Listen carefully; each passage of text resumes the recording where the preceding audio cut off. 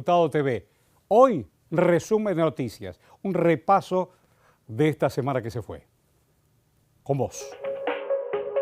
Es su tiempo, Ramos. Vamos a empezar con las placas y vamos a empezar con el tema de la imputabilidad, a partir de qué edad y cuadros, a ver, explicativos. Sí, Pato, damos vuelta a la página, ¿no? Dale. Salimos del tema de la Corte y nos metemos en lo que dejó de algún modo la Asamblea Legislativa. A ver, seguimos con las repercusiones del discurso presidencial y de todo lo que sucedió a su alrededor, ¿no? Porque también se habla mucho de lo que no se vio. En el día de ayer, abro un paréntesis, Facundo Manes presentó formalmente la denuncia penal contra el asesor Santiago Caputo por amenazas coactivas. Así que ese tema sigue, digamos, su carril judicial. Y a contramano de lo que desearía el gobierno, se habla más de eso que del contenido del discurso, ¿no? Claro. Porque la verdad es que quizás fue un discurso donde no hubo tanto contenido legislativo, ¿no? Digo, el tema más potente, si se quiere, fue el anuncio de que próximamente van a enviar el acuerdo con el fondo, que María seguramente lo va a estar desarrollando. Pero hubo también algunos pedidos puntuales, Pato, por parte de Milei, y uno de ellos fue avanzar con el régimen penal juvenil. Y endurecer todas las penas del Código Penal. Sí, habló de endurecer todas las penas, que ahí fue justamente el momento donde se desata la pelea con Manes y con Juliano, ¿no? Ese fue un poco el detonante, cuando Manes le blande la Constitución Nacional. Bueno, en ese momento Milei estaba hablando del tema del Código Penal. Vamos a hablar de este tema. A ver, ¿esto en qué se enmarca, Pato? En la segunda disputa... placa, dale. Te hago un freno para contextualizar un poco. Esto se enmarca, Pato, en la pelea, obviamente, de Milei con Axel Kicillof. Ayer Kicillof inauguró las sesiones ordinarias en Provincia de Buenos Aires y de algún modo le respondió rechazando nuevamente una propuesta de intervenir la provincia, negando el tema del baño de sangre y demás. Pero a raíz de los hechos de inseguridad en la provincia es que Milei impulsa nuevamente este debate sobre la imputabilidad, la edad de imputabilidad. Y esto, Pato, el oficialismo toma nota y el PRO también. ¿Por qué? Porque ya Laura Rodríguez Machado está convocando a un plenario para el miércoles que viene, miércoles 12 de marzo a las 11 horas, para retomar el debate de la edad de imputabilidad. Esto está en duda igual, Pato. ¿Por qué? Porque el mismo miércoles, después lo vamos a charlar, a las 10 de la mañana, o sea, una hora antes, está pedida la sesión de la oposición por el tema Libra. Sí. Si esa sesión consigue quórum, seguramente el plenario va a quedar neutralizado, ¿no?, por la sesión. Si la sesión fracasa, es probable que el plenario se haga. Así que lo dejaría como con pinzas, ¿no? Pero perdóname, ¿la sesión especial está convocada para el 11 o para el 12? Y era el 11, pero ¿qué pasa? El 11 muchos diputados están de viaje, me dicen. Diputados que estarían dispuestos a dar quórum, con lo cual se pasó para el día 12, ¿no? Se postergó un día. Pero está esa situación de que pueden superponerse, ¿no?, los debates. Estos, Patos, son 4 comisiones las que tienen que abordar el tema del régimen penal juvenil. Son Legislación Penal, que preside Laura Rodríguez Machado; Familia, Niñez y Juventudes, la diputada Roxana Reyes; Justicia, el diputado Manuel Quintar; y Presupuesto y Hacienda, José Luis Espert, ¿no? 4 comisiones. Y esto es una complejidad absoluta. ¿Por qué, Pato? Entre esas 4 comisiones tenés 113 diputados, el 44% de la Cámara debatiendo sobre la baja de imputabilidad. Es como un filtro importante, ¿no? Un obstáculo importante. Son pocos los proyectos que tienen 4 giros. Claro. Pero esto da cuenta de que el tema tiene muchísimas aristas. O sea, no estamos hablando solamente del tema penal, estamos hablando de la resocialización de los jóvenes que van a ir a prisión, estamos hablando del presupuesto que se va a destinar a los institutos donde estos jóvenes vayan a ser alojados.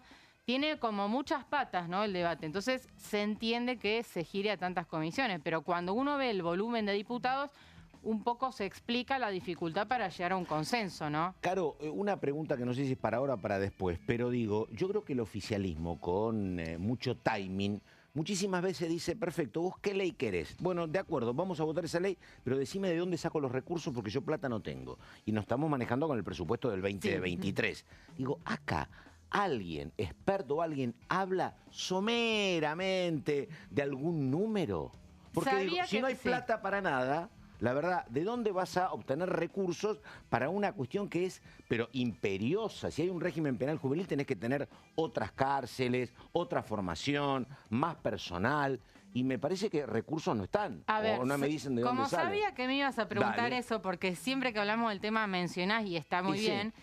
Ayer pregunté si la Oficina de Presupuesto del Congreso había realizado algún informe y me respondieron que no. ¿Viste? A ver, los informes de la OPC los tienen que pedir los diputados, ¿no? En la Comisión de Presupuesto, a través de ESPER, se pide a la OPC que realice informes. Bueno, de este tema no se realizó, o sea que no sabemos cuánto cuesta. No quiero decir zaraza hasta acá, pero... ¿Viste? Claro, a ver, la verdad. Sí, si no, el mundo, sí. Si no hay ningún cálculo de lo que vas a necesitar... Es complicado. ¿Te acuerdas cuando creábamos juzgados federales que después no había plata? Se creaba acá y después no había plata para alquilar una oficina. Sí. Es complicado. Sí. Volvemos a la placa en la que estábamos porque hablábamos de la cantidad de diputados. Bueno, como de esos 113 diputados, muchos se repiten en más de una comisión, tenés 142 firmas en total y necesitas 72 para que haya dictamen. Es un montón. Es un trabajo de hormiga, diría, para el oficialismo, que está en clara minoría, por supuesto. El PRO acompaña y vamos a ver, Pato, qué opinan los demás bloques. Sabemos que Unión por la Patria, en su gran mayoría, me animaría a decir, está en contra, ¿no? Si bien hay proyectos del kirchnerismo, bueno, hay uno puntualmente del masismo de Ramiro Gutiérrez. Sí, de 14. Pero, bueno, me animaría a decir que es un bloque que no simpatiza mucho con este tipo de medidas. Hay que ver igual cómo juega la interna en ese caso. Hay un sector del peronismo que está siendo muy crítico con la línea de la Cámpora y el cristinismo respecto a todas las leyes penales. Se vio mucho en el Senado cuando se sancionaron leyes por unanimidad que no habían sido acompañadas en la Cámara de Diputados, la de reincidencia, por ejemplo, y tiene que ver con que por un lado hay unos sectores que siempre han tenido un discurso de seguridad muy fuerte como el masismo, pero también los propios gobernadores dicen, estamos teniendo contradicciones porque es un reclamo que vemos que nuestros votantes lo tienen en las provincias, pero después a nuestros senadores le pedimos que voten otras cosas. Y en un contexto en el que Unión por la Patria está crujiendo y resulta más difícil unificar posturas, hay que ver cómo se posiciona frente a un reclamo. Somos culposos en materia de seguridad, te dicen. Somos culposos. Exactamente, sí, que es en el contexto del asesinato de la nena Kim, es un tema... populista en el sentido claro del término, ¿cierto? En este momento es muy popular, hay muchos reclamos. Y un espejo donde se miran es Puyaro, que Puyaro es un hombre que hoy reivindica la mano dura, reivindica políticas de control férreo, fue el que más interrumpió el acceso de los presos en las cárceles en Rosario, pero que viene del radicalismo y que fue ministro del socialismo. Exacto. No es que viene del PRO o de la Libertad Avanza, claro. Bien, retomamos las placas y vamos a repasar como dice ahí. Porque este no es un debate nuevo, todos sabemos acá que el año pasado se hicieron varias reuniones, puntualmente, Pato, 7 reuniones de estas 4 comisiones donde ya se empezó a discutir este tema a raíz de un proyecto del Poder Ejecutivo. Por esas 7 reuniones pasaron 26 expositores, tuviste desde funcionarios hasta juristas, especialistas, representantes de la sociedad civil. Hubo neurólogos también, médicos hablando del tema. ¿Lo llamaron a Manes? Lo llamaron a Manes, ¿viste? Me spoileaste la última placa, ¿viste? Pero íbamos a hablar de lo que dijo Manes, que es uno de los protagonistas, no de estos días. Lo que no hubo fue víctimas. Esto lo quiero aclarar porque hay una decisión de la conducción del plenario de dar un debate más bien técnico o más bien penal, ¿no? Y no tanto pensando en las víctimas. Digo, porque ahí me contaban que la izquierda, por ejemplo, pedía que vayan víctimas de estos tipos de crímenes y le dijeron no, vamos a dar un debate más técnico, ¿no? Menos, sí. Bien. Sabemos siempre que cada vez que vienen víctimas los debates toman otro color más humano, ¿no? Bueno, 12 proyectos hay sobre régimen penal juvenil. Hay, te diría, de varios bloques, no solamente el del Poder Ejecutivo. El del oficialismo, que sus autores son Patricia Bullrich y Mariano Cunha Ligarona, ministros de Seguridad y de Justicia, propone bajar la edad a 13 años. Sí. Esto no está cerrado, hay que ver si en la búsqueda de consensos termina siendo otra edad, ¿no? No sé si hay demasiado consenso para que sea 13. Hay proyectos que proponen 12 incluso, los más audaces. Había uno de Álvaro Martínez, me acuerdo, de diputado de La Libertad Avanza. Pero en definitiva, este es digamos, el eje del debate, es el proyecto del Ejecutivo. Y ahora vamos a ir con distintas placas, distintos textuales, a favor y en contra, y arrancamos con lo que dijo Milei en la Asamblea Legislativa. Dijo, necesitamos elevar los costos para quienes delinquen, por eso necesitamos aprobar la ley de baja de edad de imputabilidad. Era uno de los anuncios, Pato, que todos preveíamos que iba a ser, ¿no? De hecho, Bullrich fue una de las ministras más reivindicadas por Milei en la Asamblea Legislativa, junto con Luis Caputo y Federico Sturzenegger. Vamos a la próxima placa, otro textual de Milei. Quienes son lo suficientemente conscientes para cometer crímenes de adultos, que paguen las consecuencias de sus actos como adultos, ¿no? Este es el concepto de Milei. Vamos a ver ahora a Laura Rodríguez Machado. Ella es la presidenta de la Comisión de Legislación Penal, una diputada que responde enteramente a Patricia Bullrich, diputada del PRO. Dijo, no podemos seguir mirando para otro lado mientras los delitos se multiplican. El nuevo régimen penal juvenil es una prioridad para ponerle fin a la impunidad, dijo Laura Rodríguez Machado, que encabeza el debate junto con los diputados que había mencionado anteriormente. Y ahora vamos a otros textuales de algunos participantes del plenario del año pasado. Arrancamos con Estela Maris Martínez, que es Defensora General de la Nación.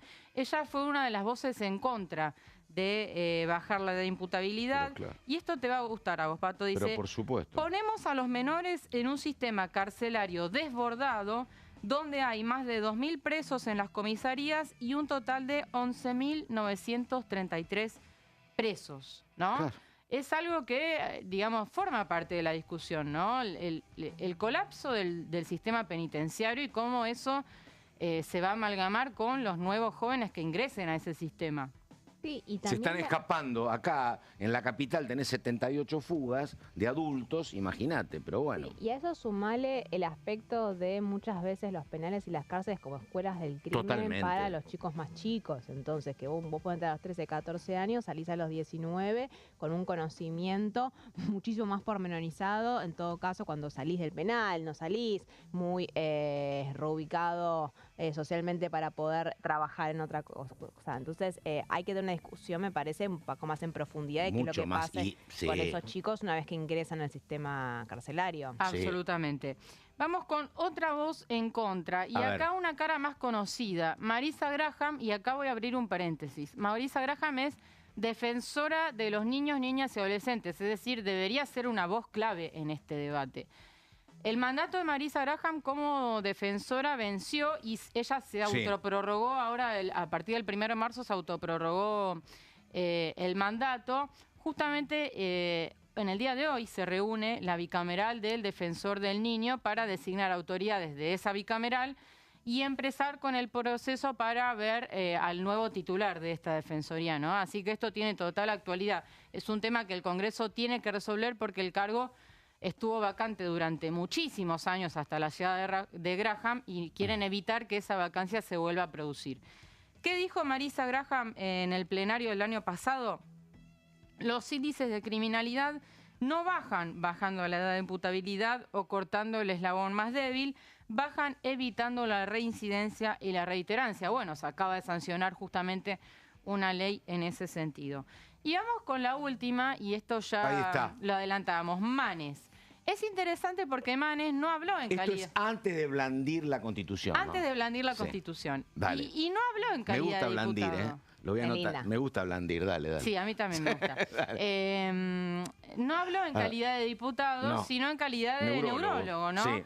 Y acá yo me puse a investigar, porque usa un término muy técnico. Dice, la adolescencia, dice Manes, no es solo un periodo de inmadurez, sino de plasticidad cerebral. Bueno, ¿qué es la plasticidad cerebral? Me puse a leer un poco. Sí. Es como, a ver, lo voy a explicar en términos muy cotidianos, ¿no? Es la capacidad del cerebro de adaptarse a los estímulos externos y adaptarse a los diferentes contextos y adversidades, ¿no?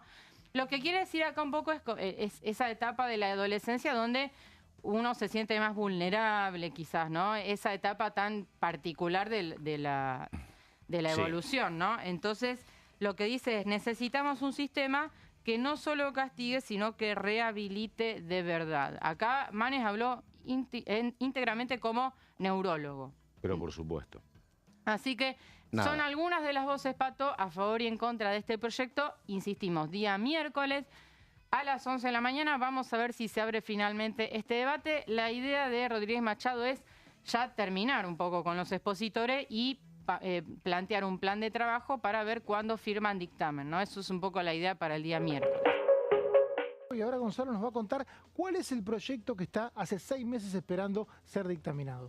Claro, Mauri, porque hay que entender en principio un poco el repaso de cómo fue esto, lo decíamos recién, en principio, bueno, la conferencia de prensa que fue realizada el 28 de junio del año pasado con la presencia del ministro de Justicia, Mariano Cunio Libarona, y la ministra de Seguridad, Patricia Bullrich, que llegó al Congreso, para que tengamos en claro, el 18 de julio del año pasado, y fíjense que rápidamente al llegar el 18 de julio, al 31 de julio ya, a los 11 días, ya teníamos la participación de la primera comisión. Son 13 exactamente los días después, es decir, un poquito menos de 2 semanas, ya teníamos la primera reunión informativa a la cabeza de qué comisiones, bueno, las que vamos a repasar en breve para hacer este repaso, de legislación penal, presidida por la diputada Laura Rodríguez Machado, del PRO, de la provincia de Córdoba, una persona muy influyente dentro de lo que es no solamente el bloque del PRO, sino del partido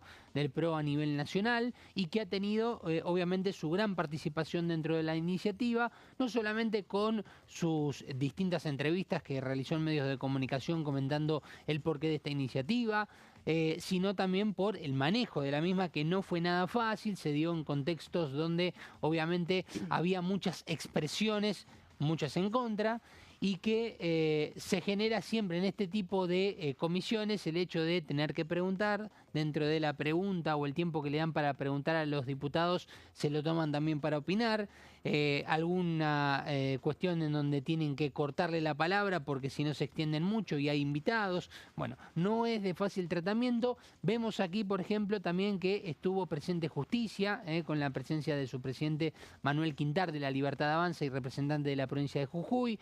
Así como también, por ejemplo, bueno, la presencia de José Luis Espert, presidente de la Comisión de Presupuesto y Hacienda, pero también de la Comisión de Familia, Niñez y Juventudes, en donde Roxana Reyes, diputada de la Unión Cívica Radical, lo que hizo fue traer un poco más el panorama de lo que significan los derechos de los niños y los adolescentes. Tengamos en cuenta una cosa, la Comisión de Presupuesto está porque cualquier cambio del régimen penal juvenil requiere mucho dinero, mucha inversión del Estado Nacional en infraestructura, por ejemplo, de las cárceles, también en lo que tiene que ver con la propia gestión de la justicia. Claro. Y hay quienes dicen que es muy caro, que es un tema que debería derivar en una gran cantidad de fondos, e inclusive se podría pedir un informe a la Oficina de Presupuesto del Congreso.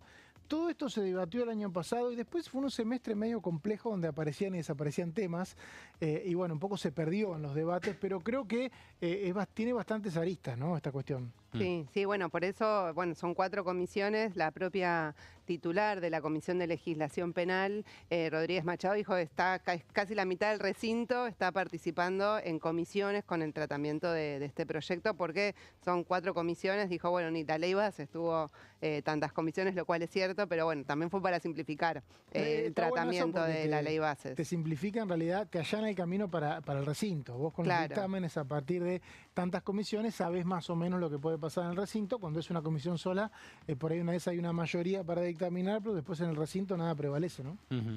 Bueno, y en la primera reunión de comisión que se dio, justamente que fue el 31 de julio, decíamos 13 días posteriores a lo que fue la presentación aquí en el Congreso, se dio con la convocatoria de algunos dirigentes directos de las distintas carteras. Uno de ellos fue Fernando Oscar Soto, que es justamente el director nacional de normativas y relación de los poderes judiciales y ministerios públicos. También la presencia de Sebastián Amerio, secretario de Justicia de la Nación, dos personas que recién decíamos estuvieron presentes en la conferencia de prensa cuando se presentó este proyecto, y Alberto Nancer, que es subsecretario de Política Criminal del Ministerio Público de la Nación. La presencia de estos funcionarios en la primera reunión marcaba ya la rápida tendencia a una respuesta rápida, por lo que por lo general en este tratamiento que solemos ver aquí en el Congreso se da primero una reunión informativa donde se suele pedir o solicitar la presencia de funcionarios. Bueno, acá directamente, 13 días después de la presentación en el Congreso, estuvieron estos funcionarios respondiendo preguntas, y aquí lo que decíamos, ¿no? Muchos diputados que se tomaban su tiempo para brindar su opinión, por qué estaban en desacuerdo y demás. Bueno, para sacar parámetros generales de lo que fue este debate, hay varias iniciativas que coincidían en que tal vez la edad tendría que ser de 14 y no de 13.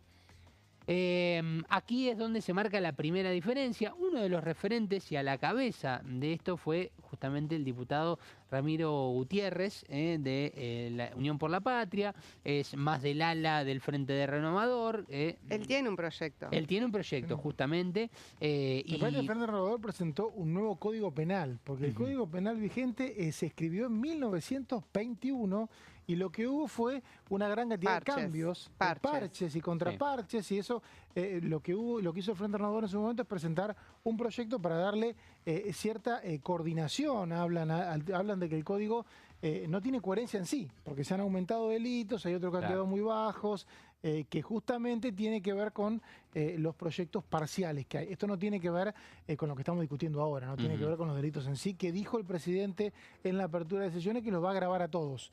Tal vez venga un nuevo Código Penal. ¿Por qué no? Sí, ¿por qué no? Bueno, Javier Milei el otro día aquí en el Congreso habló de incrementar las penas, pero de todos los delitos, lo exclamó, por eso, claro, remarcándolo. Claro, exactamente. Dijo que va a aumentar todas las penas, capaz que viene un Código Penal. Sí, y en este caso, bueno, Ramiro Gutiérrez sabemos que es una persona muy identificada con cualquier tema vinculado a lo judicial, en este sentido, inclusive hablando aquí en esta mesa sobre el proyecto de reiterancia y reincidencia, bueno, siempre es una fuente de consulta. Y en esa primera reunión lo que se hizo fue empezar a escuchar las voces, las opiniones, en base a las experiencias, ¿no? Bueno, se empezó a hablar de temas como, bueno, cuál es el grado de maduración de las personas y no tanto de la edad.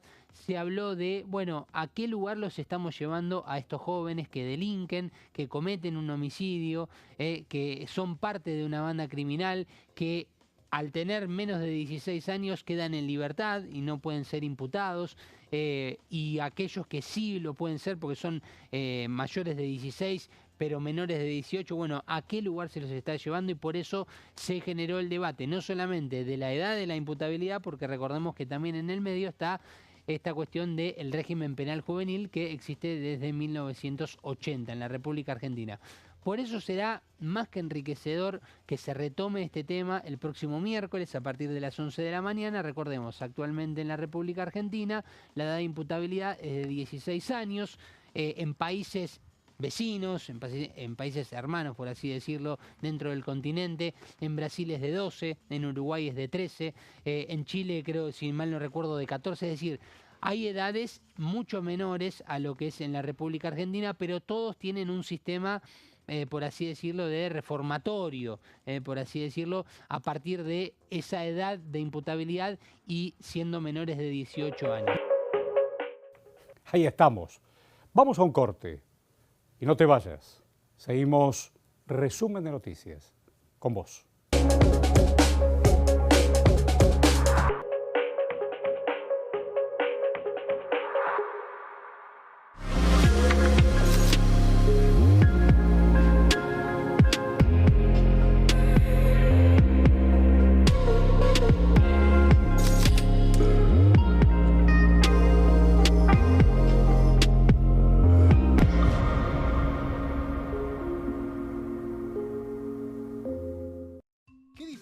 Hay entre la Cámara de Diputados y la Cámara de Senadores.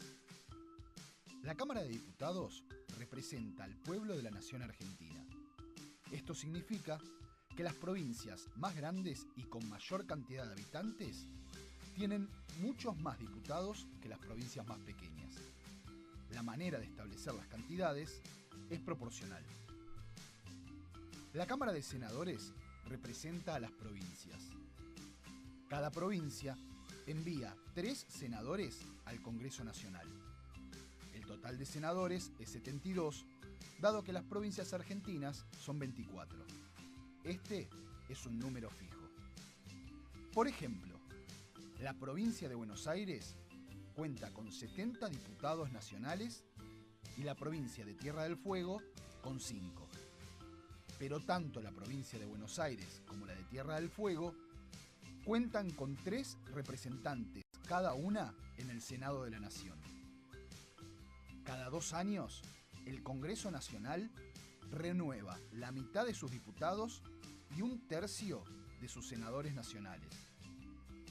El mandato de los senadores es de 6 años, mientras que el de los diputados es más breve, dura solamente 4 años.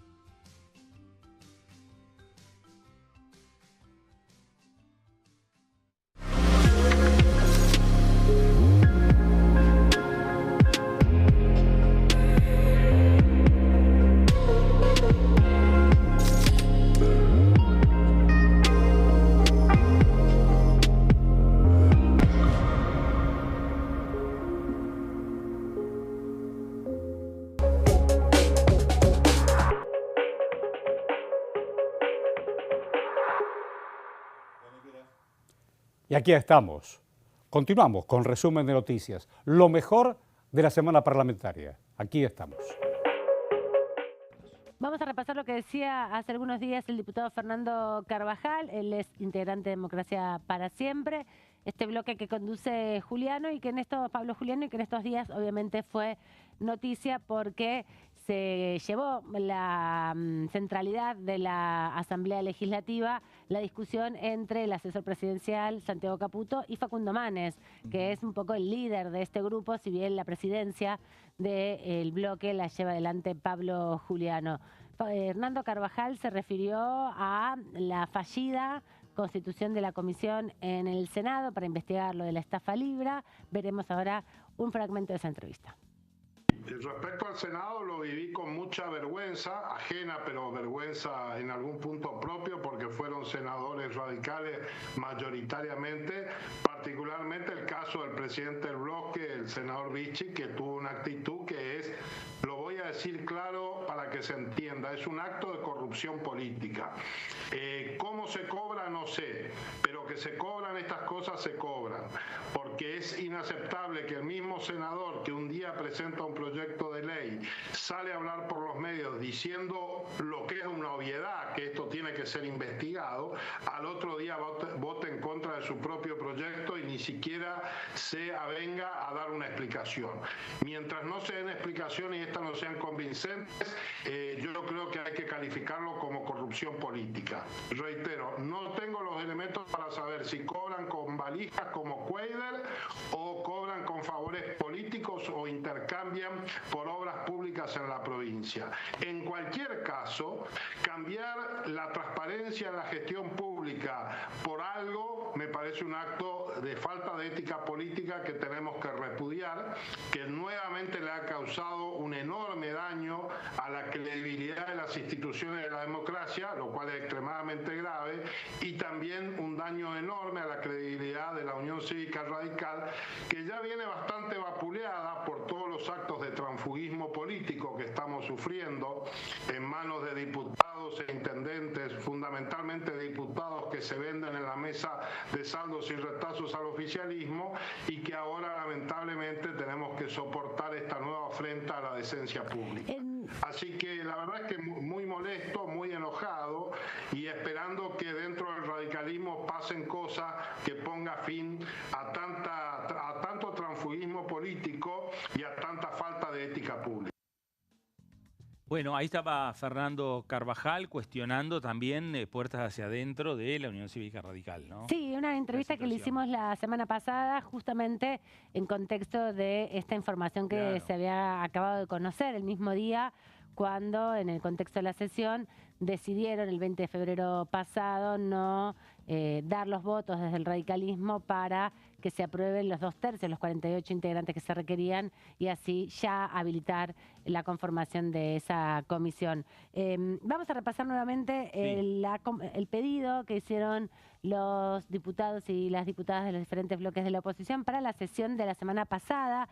Es una nota que está dirigida al presidente de la Cámara con fecha 5 de marzo, donde se le pide al presidente de la Cámara, Martín Alexis Menem, de nuestra consideración. Por la presente nos dirigimos a usted a efecto de solicitarle que en los términos del artículo 35 y 36 del reglamento de esta honorable Cámara se convoque a sesión especial para el próximo miércoles 12 de marzo a las 10 de la mañana, a efectos de considerar el temario que se adjunta abajo.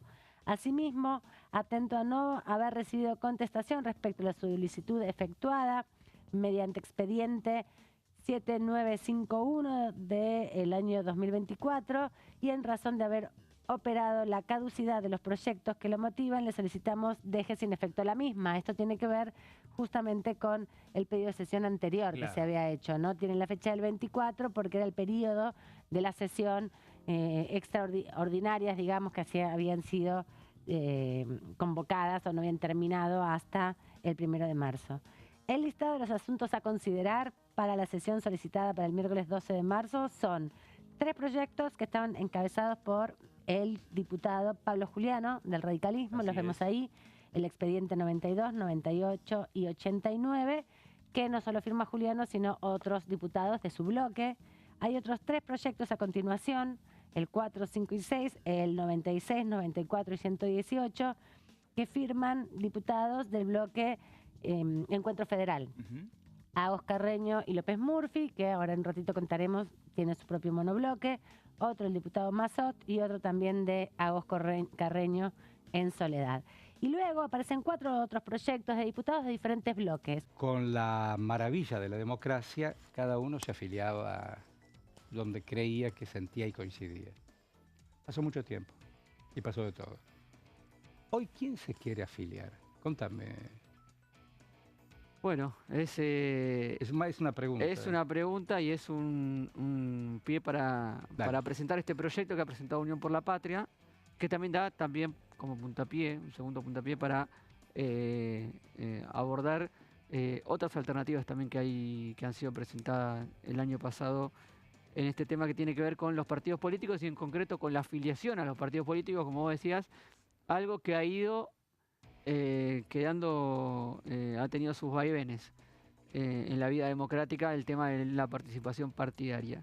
¿Qué presentó Unión por la Patria? Y lo presentó la diputada Carolina Gaylar con una gran cantidad de firmas del bloque Unión por la Patria y acatando un mandato del Partido Justicialista que conduce Cristina Fernández de Kirchner, la expresidenta, una propuesta para modernizar la afiliación de los partidos políticos digitalmente. Mientras estamos escuchando atentamente a Marcos, vos tenés a la derecha de tu pantalla la reunión en vivo y en directo, naturalmente, la bicameral, diputados y senadores eligiendo autoridades para los días que vienen. Te sigo escuchando, Marcos. Decía, la modernización de la afiliación de los partidos políticos, en este caso con la digitalización de la afiliación. Vamos a compartir un poco los pormenores, los detalles de este proyecto.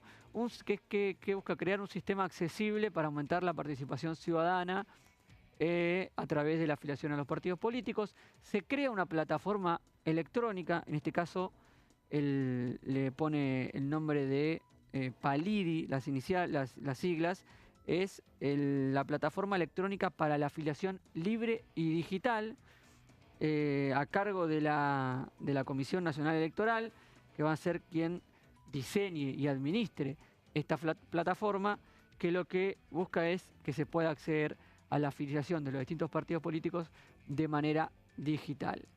Se podrá acceder a la digitalización de 3 formas distintas. Desde, si se aprueba obviamente este proyecto, o es la propuesta de este proyecto, desde el sitio web de la Cámara Nacional Electoral, una de las alternativas, desde mismo los partidos políticos, cada uno de los partidos políticos, los sitios web de cada uno de los partidos políticos, Y en tercer lugar, propone la posibilidad de que también se pueda uno afiliar al partido en la aplicación Mi Argentina, que aún sigue vigente, o en la que reemplace.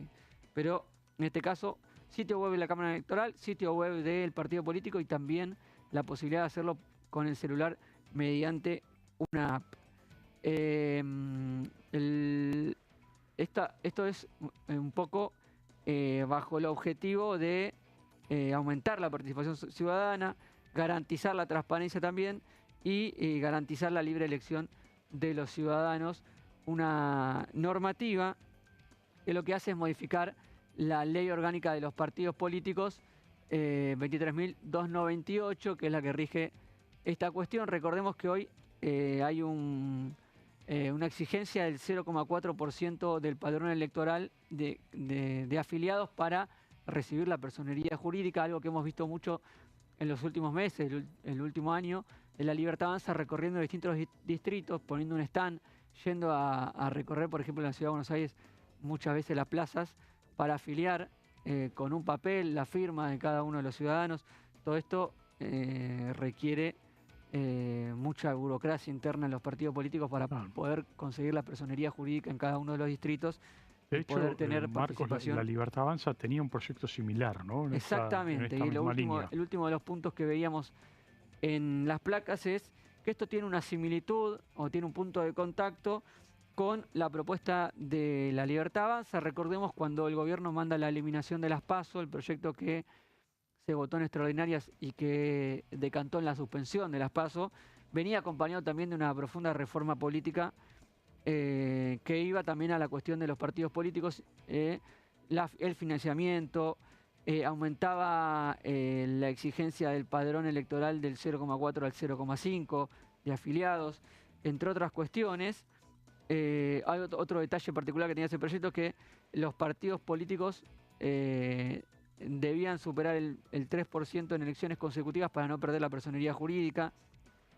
Y también tenía un capítulo de modernización que también abordaba la digitalización de las afiliaciones partidarias. Así que tanto en Unión por la Patria, con este proyecto que ha tenido muchas firmas, incluida el presidente del bloque, y que retoma un pedido de Cristina Fernández de Kirchner, también tiene el aval de lo que es el sector del kirchnerismo más cercano a la vicepresidenta, a la ex vicepresidenta. También tiene un punto de contacto con la Libertad Avanza. Así que la reforma electoral que propuso el gobierno tiene en principio un punto en común con este proyecto que ha presentado Unión por la Patria. Es una de las cuestiones a discutir, la modernización de los partidos políticos, porque hemos visto en los últimos años que han perdido peso en cuestiones electorales y se ha confundido entre la gran cantidad de sellos que hay y las alianzas que se han ido haciendo y deshaciendo en las elecciones. Han quedado un poco difusas la línea que divide cada uno de los partidos políticos. Sí, esto va a requerir seguramente en el momento que se debata el proyecto de ley, ¿no? Pero seguramente tiene que requerir también de un control estatal muy exhaustivo, claro, ¿no? Porque obviamente la digitalización de este tipo de datos sensibles se presta también a manipulación de datos. Este es un hecho concreto, ha ocurrido en otros países del mundo, y si no hay un control, estoy hablando de un control técnico muy exhaustivo, se puede prestar a inflar partidos políticos que en realidad, cuyos datos en realidad por ahí no existen, ¿no? Exactamente, por esto queda a cargo, esto lo ponen a cargo, por lo menos en el proyecto de Unión para la Patria, en manos de la justicia electoral, en este caso la Cámara Nacional Electoral, que está por fuera del Poder Ejecutivo y del Poder Legislativo. Y también hay un apartado en el proyecto que habla de la transparencia y la seguridad de los datos, que en este mundo digital son temas sensibles. Hay en el medio una ley de sostenimiento de la democracia. Pueden conciliar, pueden encontrarse, pueden chocar. A ver, María Caferata. Estamos como una especie de loop, no sé si lo sienten, y por eso yo traje esto para rememorar un poco, porque la discusión en torno a la posibilidad de renegociar un acuerdo con el Fondo Monetario Internacional lo vimos largamente durante el gobierno del Frente de Todos de Alberto Fernández, y lo vimos por primera vez con Mauricio Macri, cuando es el que original que toma esa deuda por casi 45.000 millones de dólares, la deuda más grande que ha tomado algún país con el Fondo Monetario Internacional, y que llevó a que durante el gobierno del Frente de Todos se buscara renegociar. Y que nos sigue convirtiendo en el país más deudor del fondo. Del fondo, exacto. Y de vuelta a la historia, montos impresionantes. Y traje, porque esto lo llamábamos como la ley Guzmán. En el marco cuando se estaban dando las conversaciones, cuando Martín Guzmán todavía era ministro de Economía, previo a la renuncia, se estaba buscando una manera de renegociar, porque ese año vencían los pagos de la deuda, y bueno, se estaba buscando de establecer un nuevo tipo de acuerdo con nuevos montos, nuevas tasas y la posibilidad de patearlos unos años. A cambio, se acuerdan de revisiones trimestrales que iban a durar durante un total de 2 años. Previo a eso, lo que quería Guzmán, también como parte de las negociaciones con el Fondo Monetario, es que tuviera lo que era el Congreso, ¿no es cierto? Que lo que no había pasado durante el gobierno de Mauricio Macri, que era que el Ejecutivo se endeudó por 45.000 millones de dólares, en este caso vamos a tomar otra deuda, pero va a ser con el ok de todas las fuerzas políticas. Ahora, es impresionante, Caferata, el número, 203, votó todo el mundo. Votó todo el mundo, y después vamos a ir traje 2 discursos antes de ir a la toma de la deuda. Pero acá votó el PRO. Acá votó el PRO, el radicalismo juntos. No estaba La Libertad Avanza todavía. No estaba La Libertad Avanza, pero ¿sabes? Los únicos 2 que no votaron, los 2 negativos, son de la izquierda. Mirá vos. El resto de las fuerzas políticas que en ese entonces estaban presentes en el Congreso acompañaban la iniciativa. Hay una de las abstenciones que era de Juan Carlos Alderete, que se acuerdan, era aliado del gobierno. Era aliado de los movimientos sociales. Era los movimientos sociales, era la corriente clasista y combativa, formaba parte del Frente de Todos, pero solía manifestarse como en ese entonces muchos de los movimientos sociales y muchos de los diputados que integraban movimientos sociales se diferenciaron en lo que respectaba. La izquierda votaba en contra porque no quiere acuerdo con el fondo. Eso iba a agregar yo, que la izquierda quiere directamente desconocer cualquier tipo de acuerdo y de deuda, así que entiendo que va por ahí, ¿no? Número 233. 232 para la ley de fortalecimiento de sostenibilidad de la deuda, que era una ley que básicamente sostenía que cualquier tipo de toma de deuda con un organismo de crédito extranjero, si hablamos del Fondo Monetario Internacional, tiene que pasar sí o sí por el Congreso de la Nación. Y esta es la ley que lleva a que Javier Milei haya anunciado en la apertura de las sesiones ordinarias el anuncio más peso, que fue que iba a llevar el nuevo acuerdo con el Fondo Monetario Internacional al Congreso. Una decisión que, si esta ley no estuviese, no tendría por qué hacerlo. Luis Caputo se endeuda y pasa, y el acuerdo se cierra por separado. Por eso acordate que semánticamente el gobierno estaba insistiendo en que no era toma de deuda, ¿viste? Porque si vos insistís en que no es toma de deuda, a lo mejor podés gambetear un poco el Congreso. ¿Te acordás que decían, no es una toma de deuda, no nos endeudamos más? Es plata que va a ir del Tesoro al Banco Central, no es toma de deuda. Me parece que la cuestión no era solo económica, era semántica. Si no tomó deuda, a lo mejor puede evitar pasar por el Congreso y tener líos. Pero me parece que esa carta llegó hasta ahí, me parece. Y con un recordatorio, el proyecto original de la ley Bases eliminaba esta ley. Claro. El proyecto original de la ley Bases eliminaba esta ley con el objetivo de que el gobierno pudiera tomar deuda a piacere sin necesidad de que pasara por el Congreso.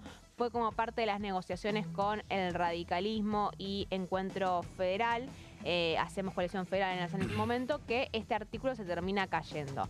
Pero de vuelta, un acompañamiento masivo de todo el recinto, podemos decirlo, casi unánime. Y traje acá 2 discursos, si quieren tenemos 2 plaquitas para ver qué es lo que sostenían. Traje uno de Itay Hackman, que se acuerdan en su momento. Más previsible, sí, claro. Muy duro aparte respecto a, termina votando en contra, vamos a ver después de el endeudamiento, la renegociación con el Fondo Monetario Internacional, pero en el momento de dar los discursos lo que dice es: esta ley le da herramientas institucionales al pueblo argentino para que haya un nunca más a los ciclos de endeudamiento.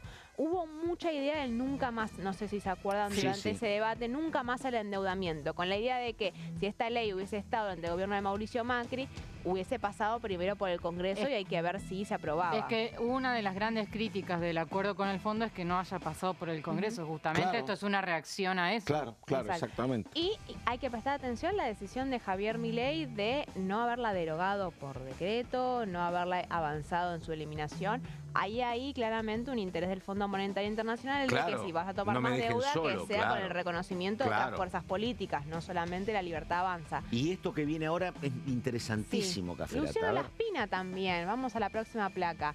La ley devuelve facultades que son propias del Congreso y no podemos oponernos a nada que le dé a este Congreso más facultades para limitar el accionar del Poder Ejecutivo, ¿no? De vuelta, para plasmar un poco el acompañamiento transversal que hubo de todas las fuerzas políticas, fundamentalmente de la fuerza política que había impulsado el endeudamiento de Mauricio Macri. Luciano Laspina, espada económica por definición. Candidato a ministro si ganaba el PRO. Candidato a ministro de Economía si ganaba el PRO. Y ahora con un perfil muy bajo, ¿no? Y ahora con un perfil muy bajo. Bueno, Luciano Laspina solía ser una figura muy crítica y que terminó corrida frente a otros discursos todavía mucho más corridos en defensa del equilibrio fiscal. Ese rol lo solía ocupar Luciano Laspina. Le pasó a muchos dirigentes, Fernando Iglesias, por ejemplo, salvando las distancias, ¿no? Con otros perfiles, pero que también, frente a la aparición de la Libertad Avanza, terminaron teniendo posturas casi más de centro en comparación. Y ahora vamos, porque esto también es interesante. ¿Qué pasó en el Congreso cuando se trató un nuevo acuerdo con el Fondo Monetario Internacional? Estamos hablando de esta ley que se sancionó en el 2022, impulsada también por Martín Guzmán. ¿Se acuerdan? Porque una vez que sancionada la ley de sostenibilidad de deuda, después el nuevo acuerdo con el fondo tuvo que pasar por el Congreso. ¿Este es cuando renuncia Máximo? Un mes antes renuncia Máximo Kirchner a la presidencia del bloque, ahí asume Germán Martínez, precisamente por la oposición que tiene la Cámpora, particularmente Máximo Kirchner, a el nuevo acuerdo con el Fondo Monetario Internacional, contexto interna fuerte que había entre Martín Guzmán y Cristina y gran parte de la Cámpora. Y el otro contexto, si no, a ver, ustedes corríjanme, pero era el propio Sergio Massa, en aquel momento presidente de la Cámara, buscando votos con opositores, ¿no? Sergio Massa que se echó al hombro la tarea de ir juntando los votos y que, a ver, veamos el resultado. Qué momento ese del oficialismo, de locos, la verdad. Unas contradicciones flagrantes en la conducción misma del gobierno, ¿no? Bueno, así lo terminás pagando después, ¿no? Fue el gobierno del Frente de Todos un poco, ¿no? Claro, exactamente. La discusión que había entre presidente y vice. Claro, exactamente. Bueno, y finalmente el nuevo acuerdo con el Fondo Monetario, la refinanciación de la deuda, como la reestructuración de la deuda, como quieran llamarlo, fue aprobada también con mucho acompañamiento. Fueron 202 votos a favor, 37 en contra y 13 abstenciones. De vuelta, 202 votos en contra. Ahí está la Cámpora en los 37, ¿no? Vamos a chatas. ¿Vos querés saber cómo fueron los votos? Vamos a la próxima placa. Dale, a ver. De esos... no están buenos. Yo no los había visto. Yo venía Heller, pero los 37, claro. Vos tenés que la gran mayoría de los 37 son del peronismo. ¿Y sabés quiénes son los que más dieron votos de esos 202? El PRO. No, Juntos por el Cambio. De los 116 votos que tenía, me acuerdo, 111 de Juntos por el Cambio fueron a favor de la ley. Los otros fueron ausencias.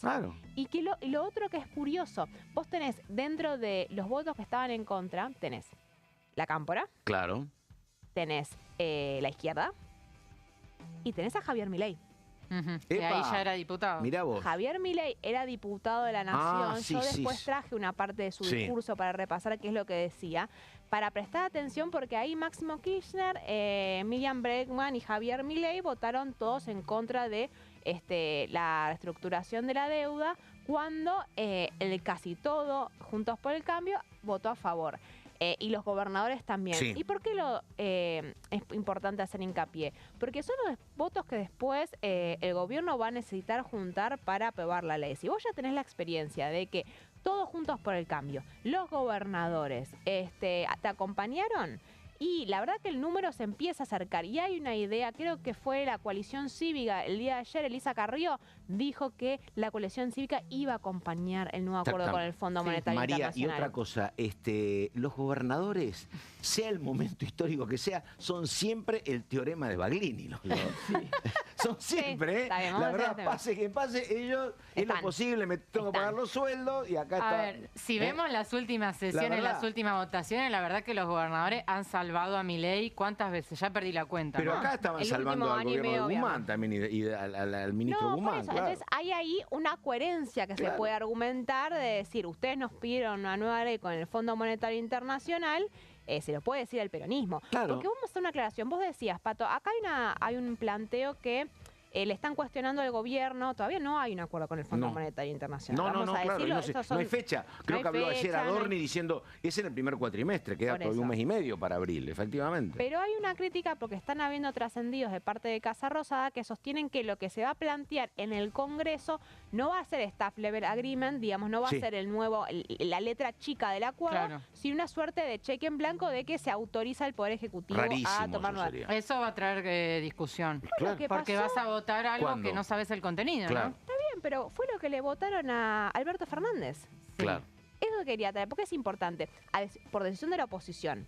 Martín Guzmán querían que se aprobara, no sé si se acuerdan, también el programa económico, la definición de las metas, los montos, las tasas. Quería que el Congreso aprobara la totalidad del acuerdo con el Fondo Monetario Internacional. La oposición le dice, no, nosotros no te vamos a acompañar tu programa económico. Me acuerdo de eso. Que incluso en su momento le recriminaban las metas de déficit cero y etcétera. De inflación, no te vamos a autorizar el nuevo acuerdo con el Fondo Monetario. La letra chica no la acompañamos. Entonces, en pos de la coherencia, un poco recordar que lo que se termina votando en la Cámara de Diputados y en el Senado de la Nación también es una suerte de... No está la letra chica que se aprueba. Los títulos principales. Exactamente. Sí, igualmente, aunque no se vote, me animaría a decir que va a haber un pedido para que el Ejecutivo explique en el Congreso los detalles del acuerdo. Ayer había trascendido que Carlos Gubernman, que es el secretario de Hacienda, asistiría a explicar en detalle... ¿Qué ex hombre del Congreso? Gubernman. Fue integrante de la OPC, justamente. A ver, y otra vez Caputo ausente, ¿no? Caputo que no estuvo para presentar el año pasado el presupuesto y tampoco en principio estaría para explicar el acuerdo con el fondo. Así que ahí también va a haber una discusión sobre quiénes van a venir a explicar el acuerdo. Y me parece, digo, el no venir de Caputo enrarece todo casi estérilmente, ¿no? Porque vos venís, conocés el tema, explicás y listo. Y además tenés la posibilidad de ganar el debate. Y ganás políticamente, ganás en número, pero bueno, qué sé yo. Va a ser una discusión, Unión por la Patria va a volver a pedir la presencia de Luis Caputo, que después todo es el que lo está negociando con el Fondo Monetario, digamos, el que está a cargo de las negociaciones es Luis Caputo, es el que tiene la letra chica y... después se terminó cayendo, pero hubo un proyecto de resolución, ¿se acuerdan? Que la oposición quería tratar en una sesión para obligarlo a Caputo a dar pero además digo, venís con la inflación a la baja, con equilibrio fiscal, hace 14 meses que sos ministro, es un momento impecable para que vengas. No es que venís corrido por una situación económica de coyuntura que te complica. Venís a explicar con números que te favorecen. Me parece, pero bueno. El gobierno dice que, lo dicen el oficialismo mismo, que esto es un tema de que Luis Caputo no quiere venir al Congreso.